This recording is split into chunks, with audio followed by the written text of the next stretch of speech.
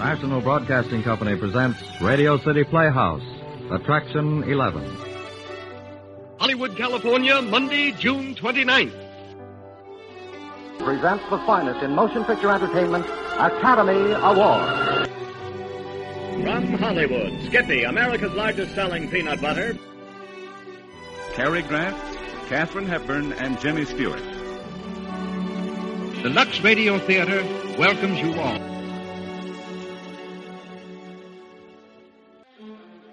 Hello everyone, and welcome to Drama and Theater, brought to you by Dwayne Old Time Radio. Before we get to today's drama, if you enjoy what I'm doing, let me ask you to subscribe to my channel. Subscribing is 100% free, and you will receive notifications on new posts. Lastly, if you have a moment, write a short 1 or 2 sentence review or give a rating on your preferred podcast service. A positive review or rating would help me out a lot. And now, on to the show. Oh yeah, and thanks for your support. I really do appreciate it. Hope you enjoy. It is peanut butter time. And this week we have This week we have Skippy Hollywood Theatre, to be exact. This episode is titled Sugar and the Vinegar. Interesting title. This is the 30th episode from Skippy Hollywood Theatre. And this episode aired April 25th, 1947. Produced in Hollywood and transcribed for release at this time. I've owned... If you like peanuts, you'll like Skippy. From Hollywood, Skippy, America's largest selling peanut butter, presents the finest in comedy, romance, drama, in the Skippy Hollywood Theatre.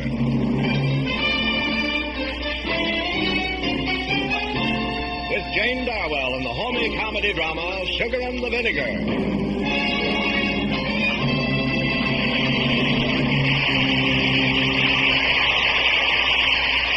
Now here is our director, Les Mitchell. Welcome to the Skippy Hollywood Theatre, ladies and gentlemen. There's an old saying in show business to the effect that the real stars of the show are the character actors. And in many cases, we feel that this is only too true. So from time to time, we like to bring before you as stars in their own right the people whose faces you have seen hundreds of times and whose work has caused you tears of laughter and sympathy, but whose names are not always given the prominence that their fine acting should have. Our guest and star is a great actress whom you have seen many, many times. Her list of motion pictures sounds like a who's who of good entertainment, including such films as Grapes of Wrath, Jesse James, My Darling Clementine, Three Wise Fools, and many, many others. And here she is, lovable and gracious as always, Miss Jane Darwell. Thank you very much, Les. That's very nice of you, but I'm afraid I'm not always lovable and gracious. Well, I'm not speaking of the part you've played, Jane. I'm talking about you, the real Jane Darwell, who's meeting the audience right now. You see, you're not going to get an opportunity of playing a meanie here because our story concerns a wonderful lady... Mustn't give the story away. All right, I won't. I'll let your acting do the storytelling. But I do want a few moments with you after the play so that we can tell the audience something more about the real Jane Darwell. That's a date I will love to keep. Fine. And right now we have another date. A short session with Van the Skippy Man as he takes over with some fresh words concerning a fresh product, Skippy Peanut Butter. If you were to privately peek into pantries throughout the United States, you might be surprised at the number of regional food preferences you discover. You'd find, for example, that folks in Boston prefer brown-shelled eggs, Southerners taking sorghum on their hot cakes, while folks in Vermont look down their nose at anything except maple syrup on hot cakes. But practically wherever you went, you'd find Skippy the #1 favorite peanut butter. You see, Skippy tastes exactly like plump, selected, freshly roasted peanuts. And that flavor rates first in Maine, California, or Kalamazoo. People everywhere appreciate the outstanding Skippy advantages. The fact that Skippy has no oil separation. The fact that it's easy to digest and stays fresh and sweet and easily spread to the last spoonful at the bottom of the jar. So whether you live in Punxsutawney, Pennsylvania, Colusa, California, or any spot in between, if you like peanuts, you'll like Skippy. It's America's largest selling peanut butter. Thank you, Van Vessetel. Now, curtain going up. Places, everyone. Curtain. The curtain is up, and here's the play.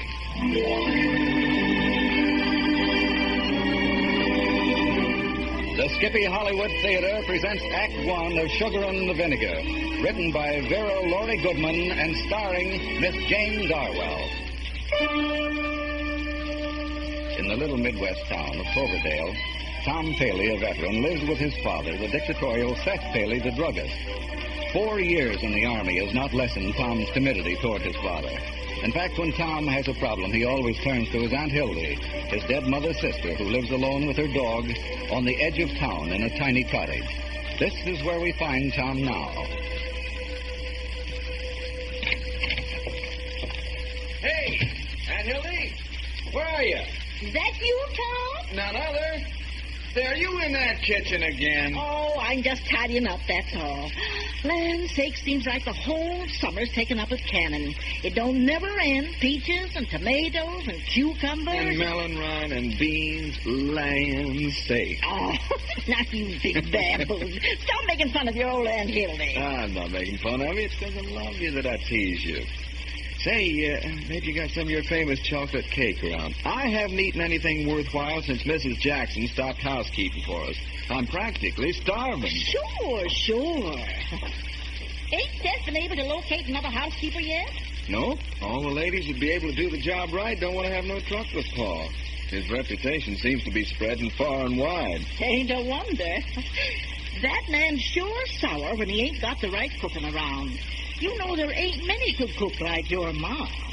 Seems she was the only one who could stand his vinegar and change it to sweet. Here, eat the cake, son.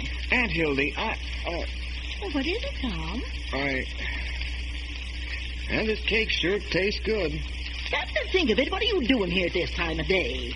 You ain't lost your job. No, Aunt Hildy, nothing like that. What is it? Speak up. Aunt Hildy, I've been a coward. Why, what a thing to say. Well, I used to think when I got back from the Army I'd stand right up to Pa and live my own life. Then I thought maybe I'd be able to soften him up without a row, but it's no use. What's troubling you, son? Ain't no need to be afraid of telling me anything. Now, if you're in any kind of trouble... No, I'm not in any trouble exactly, Aunt Hildy, but I'm married. Married? Well, land sakes, that ain't no trouble. That's right good news. Now, who's the lucky girl? Ain't Maribel Wilson, is it? Seemed you used to be sweet on her before you went in the Army. Oh, no, that was kid stuff. Aunt Hildy, you've got to help me. My wife's arriving in town today, and I haven't told Pa yet. Now, Tom, seems like you're making your father out a monster or something. He ain't so bad that he don't want you to get married and be happy. Why, it seems like it would solve the housekeeping problem for him. I haven't told you the whole story. Go on. Well, my wife arrived in New York 3 days ago from England. From England? Yes. She's English. I met her over there. Well, I couldn't write and tell Pa. I figured it'd be better to tell him face to face. And now I've been back 6 months and I haven't told him yet. She's arriving in town today on the 2 o'clock train. Well, you certainly can't just say, Pa, here she is, my English bride. Oh, no. Why, the poor girl's liable to die of shock when she hears him spitting off about the English. Oh, Tom, why did it have to be an English girl? Why can't he forget a grudge? Well, he loved that sister of his. Can't never forgive that Englishman. First for marrying her, and then for taking her away. Seems he's got to blame all of England for his loss. I know. Your father's a mighty unforgiving man. He don't never forgive or forget, so he says. What am I going to do? Where will I take her? There isn't a place in town for rent. We'll be living in the park if Pa doesn't accept her. Now, don't fret so, Tom. We'll think of something. To my mind, 'tain't no man so hard that he can't be reached some way. You bring your bride here. Oh, but Aunt Hildy, there's no room here. You and Jiggs are crowded as it is. Well, give me time to think. But get along with you now. Why, that train's liable to come in early, and the poor dear'll be standing there waiting without a soul to greet her. Good old Aunt Hildy. Go on with you. I'm going. Oh, Tom, by the way, what's the name of that wife of yours? Candy. Candy Thatcherson. Candy for short, and it's she sweet. Bye. Mighty fancy name for Seth Paley to be swallowing.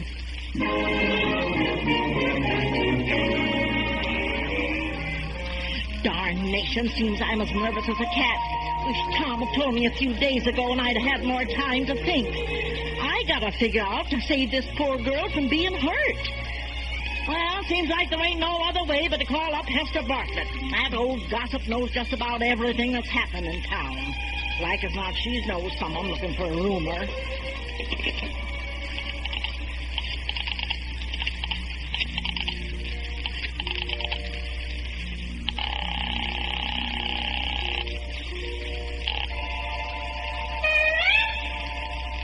Hello, that you, Hester? This is Hildy. Oh, I've been busy with my cannon. Can't seem to get it done. Got something on my mind, Hester. Seems like you know pretty well what's happening in town. Well, you know, folks are likely to tell you more than they do other folks. Do you know anyone that's looking for a likely roomer? Nice, respectable couple. Hard-working, honest, dependable, and... Why, do tell. Not a room vacant in the town. Yes, I know. But who's going to board with Seth, saying he'd have him? There's none who will even housekeep for him. He's that contrary. Of course I could go and do for him. I thought of that, Hester. Seems like a right good plan. Now, if I can make up my mind to stand his cussedness, maybe I will.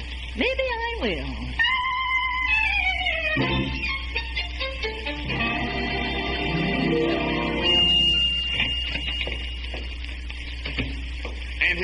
Aunt Hildy, here she is. Here's my wife. Oh, welcome, my dear, welcome. So this is Aunt Hildy. Yes, dear. Tom spoke so much of you, it's almost as if you were my mother-in-law. Well, it's all very well if you ain't thinking on those mother-in-law stories.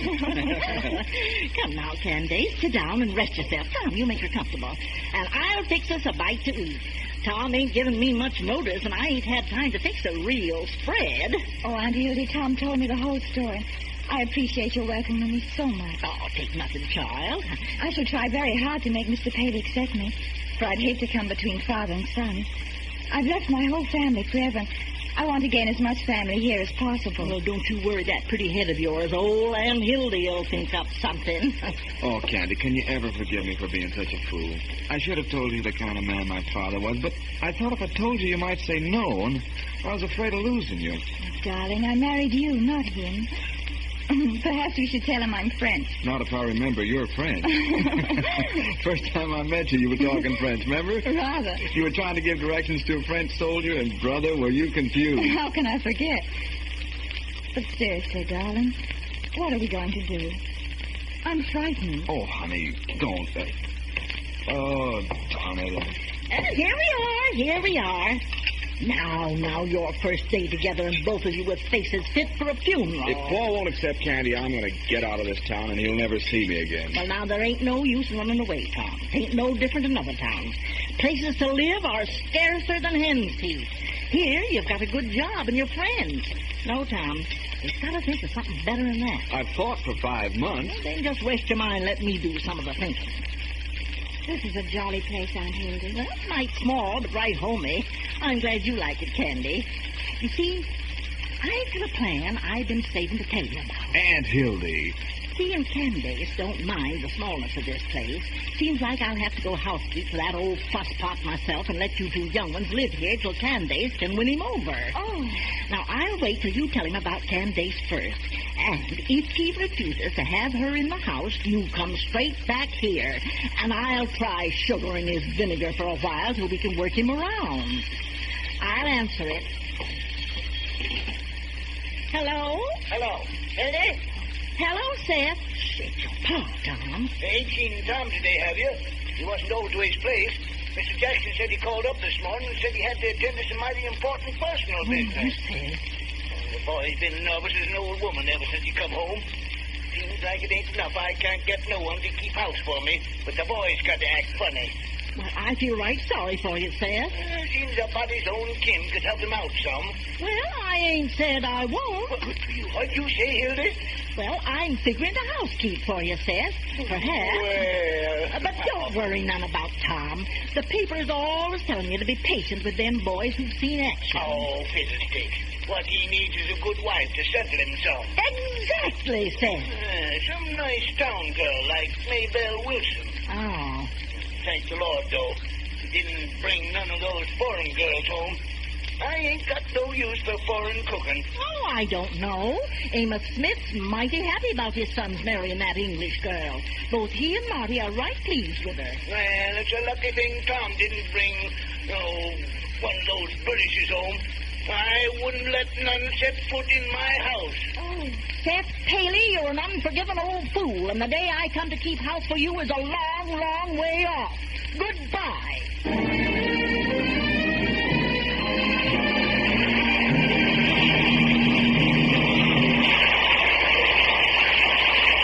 And the curtain comes down on Act One of the Skippy Hollywood Theatre's presentation of Sugar and the Vinegar with Miss Jane Darwell.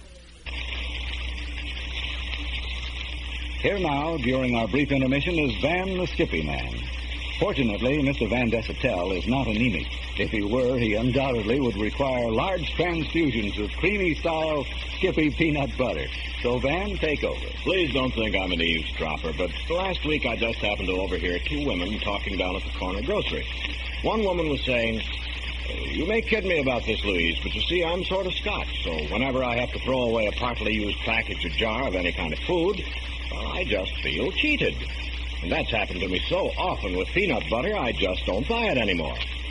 Well, I just couldn't resist an opportunity like that, so I said, pardon me for butting in, madam, but I'd like to point out that Skippy is one peanut butter that never dries out or becomes rancid. Nobody's going to kid you about wanting to avoid waste. That's just good common sense.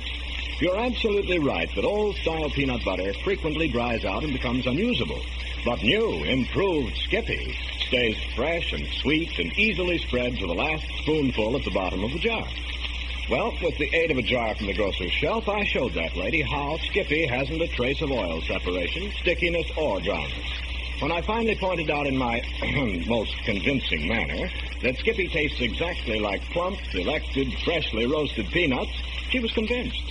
And to wind up my little object lesson, may I just say that Skippy peanut butter is truly a food without waste.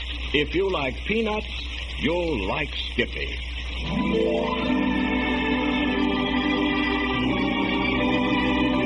The Skippy Hollywood Theatre is presenting Miss Jane Darwell as Aunt Hildy in Sugar and the Vinegar. Well, that's done. Rather large pile of stuff, isn't it? Yeah, but there's nothing I like better than roast chicken, hot or cold. Have you ever tried stuffing it with celery and chestnuts? No, I ain't. Oh, it's jolly good. You serve it with cream sauce and it's out of this world, as Tom would say. That's the way your ma used to make it? Oh, no, that's the way I make it. You? You can cook fancy dishes like that? Rather, I love cooking. Hi there, darling. Hello, darling. Gee, you're beautiful. Aunt Hildy, I've had enough. I'm not going to fool around any longer. I want to tell Pop right now. This is no life. But, Tom, Aunt Hildy thinks we should wait. Wait. That's all I've been doing. How's the new housekeeper? Housekeeper? The girl couldn't even cook. He fired her. Oh, maybe it's just as well. What are you up to now? Well, seems an idea hit me square just now. Tom, did you know that your wife claims to be a right good cook? I never had a chance to find out. I never even cooked one meal for you, Tom.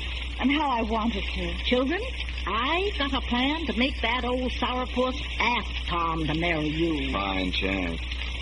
Candy's going to apply for that job of housekeeper. What? Nobody's met her yet. She can say she arrived in town today and is looking for a job. Well, you'll notice her speech. Well, her speaking ain't too bad. And when your pa eats her meal and comes he likes it, he ain't going to ask so many questions. Now, you're sure you can cook, Candy? Just tell me what he likes, Aunt Hildy, and I'll make it. Oh, I think it's a jolly good idea. Say, not bad. How'd it be if I took Candy over to the house now and let her cook dinner? Then when Pa comes home, I'll tell him I hired a new housekeeper, and I won't let him see her till after the meal's over. It's a bad idea. And if the meal is good enough, he ain't going to ask how come you're hiring housekeepers.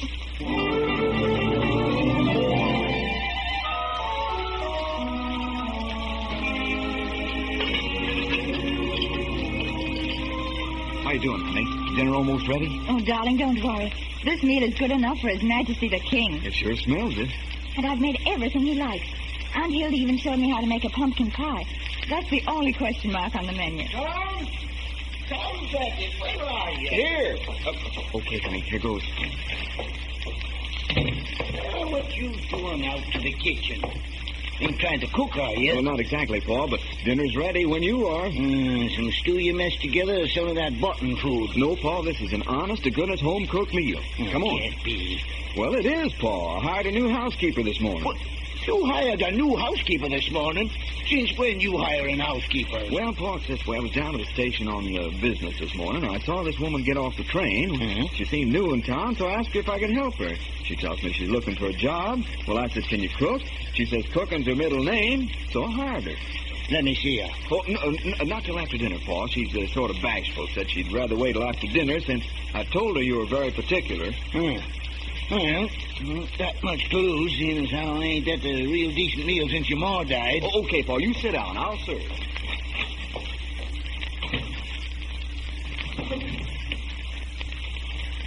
I'm waiting, Tom. Here we are. Cold fried trout. I ain't had that in an age. Ain't bad. Oh, of course, I would have liked some cucumbers and sour cream with it. You have only to ask, Paul. You have only to ask. Well, what do you know? This girl must be a regular mind reader.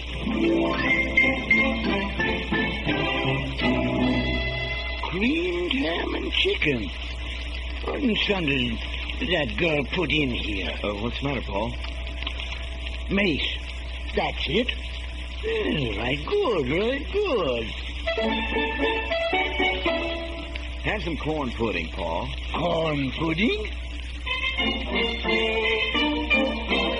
Ain't much room for dessert. Well, just taste this. Ain't one for pies, excepting it's funkin'. That's just what it is, Paul. Well, pass it. What are you waiting for?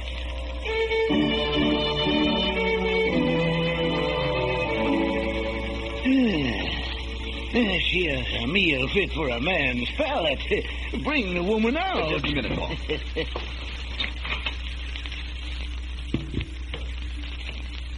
What? You been out there cooking that meal? Oh, you're right young to be cooking that way. But she did, Paul. She did. Oh, speak up, girl. Speak up. How much did Tom say we're paying for housekeeping? He didn't say, sir. He said he'd rather wait till the governor told him. What's that? Well, she said she'd wait till you named the salary. Nobody ever called me the governor. Paul, look, the meal was delicious. Why don't you name a salary and we can get this all settled? We are paying $20 a week room and board, and that's a fine salary. Well, of course, you come here to work in that factory. There ain't a room in town for rent. Of course, they pay higher, but this is a mighty nice job for a nice homebody girl. That's perfect, sir. You just show me through the house and I'll get everything straightened out. You have a funny way of talking, girl. Seems like you must come from up near Canada. That's right, Paul. That's exactly right.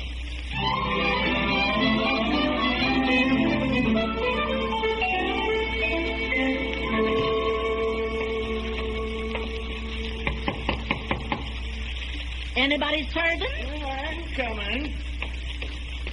Oh, you, Hildy. And you don't sound to get out pleased to see me, Seth. And here I've been a-wondering how you were coming without a body to cook for you. Ain't you heard?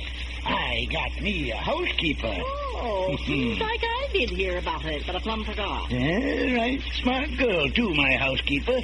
Can cook fit for a king. Ain't tasted such cooking since Sarah died. Why, do tell. Right pretty, too.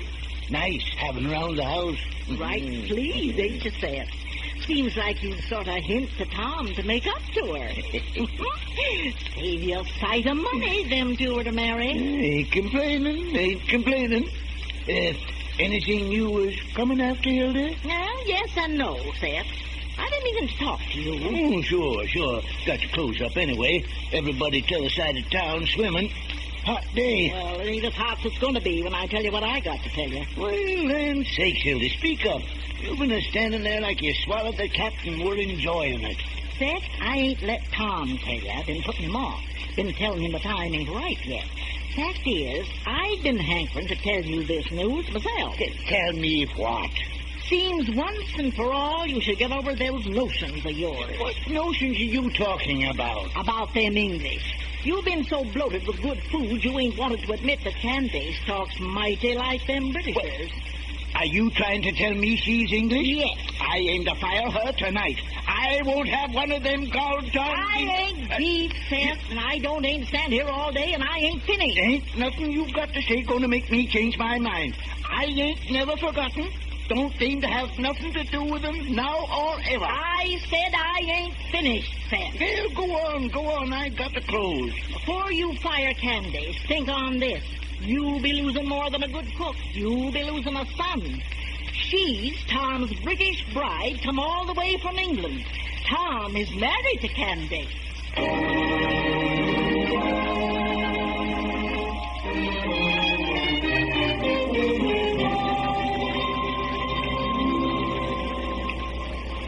Lovely out tonight, darling, isn't it? Yes. And it's such a pretty town. What are you thinking about? Oh, Tom, you know. It doesn't seem any use. Well, he's crazy about your cooking. Tonight he kept looking at me so queerly. I hate this. 7 days, and I thought I'd win him over with one meal.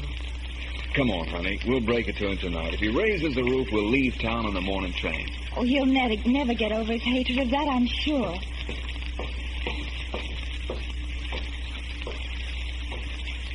Well, here we are. You want to sit out for a while, or you want to go right in and talk? Perhaps he's already gone to bed. I don't see any lights. Oh, Tom, maybe we should wait. Well, we'll soon find out.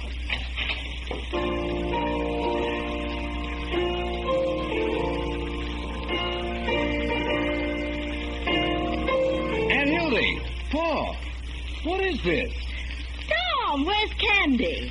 Oh, there you are. Come in, child. Come in. Oh, Mr. Paley. Then you know. Yeah, but it won't be Mr. Paley no more, I reckon. You'll likely be calling me Governor. Aunt Hildy, did you... Oh, been saving that pleasure for myself, Tom. But I thought...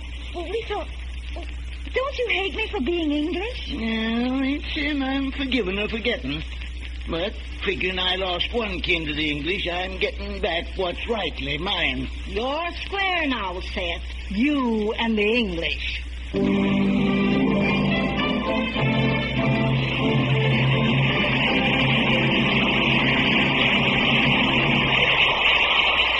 Curtain falls on the second and final act of the Skippy Hollywood Theatre's presentation of Sugar and the Vinegar, starring Miss Jane Darwell, who returns in just a moment. If you think of peanut butter as being just a food for children, chances are you've never tried Skippy peanut butter. You see, new, improved Skippy, unlike old-style peanut butter, never picks a fight with your digestion. The whole family enjoys Skippy, and small wonder, for it tastes exactly like plump, selected, freshly roasted peanuts. And it stays fresh, sweet, and easily spread to the last spoonful. Creamy-style Skippy, blue label, is triple milled to a buttery smoothness. Chunk-style, red label, is creamy with crunchy little nuggets of peanuts added. Won't you try Skippy soon? And now here again is our director, Les Mitchell. And here's our star, Miss Jane Darwell. That was a most convincing performance, Jane. Thank you very much. It was a part that I liked. And you know, Les, when an actor likes a part, that, too, is sugar for the vinegar. From what I've observed of your motion picture characterizations and your work with us, I'd say that you like every part you do. Thank you very much again. Now, tell us something about your hobby, Jane. It's a most worthy one, and I think certainly worthy of mention. Well, actually, it isn't much of a hobby, Les. It just happens that I'm very fond of animals, particularly dogs. And whenever I see a stray, I just can't resist picking him up and finding a home for him. Well, all I can say is, bless your heart. It's been very nice having you with us, Jane, and I look forward until you can pay us another visit. I've loved every minute of it, Les, and I, too, shall be looking forward to the next time. Before I go, I want to say thanks very much to Virginia McDowell and the rest of the cast for their fine support. And now I just want to say goodbye. Goodbye, Miss Jane Darwell.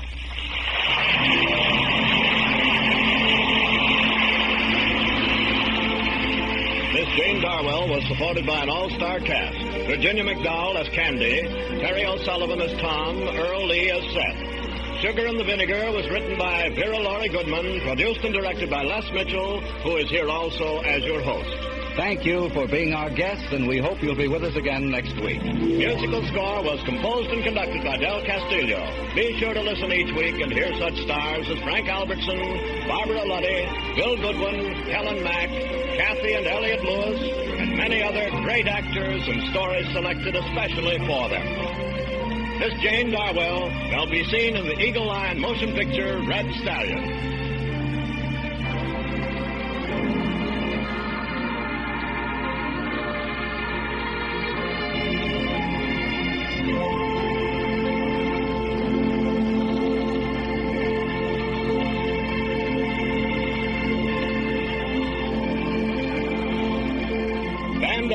Speaking for the Skippy Hollywood Theatre. This program was produced in Hollywood and transcribed for release at this time.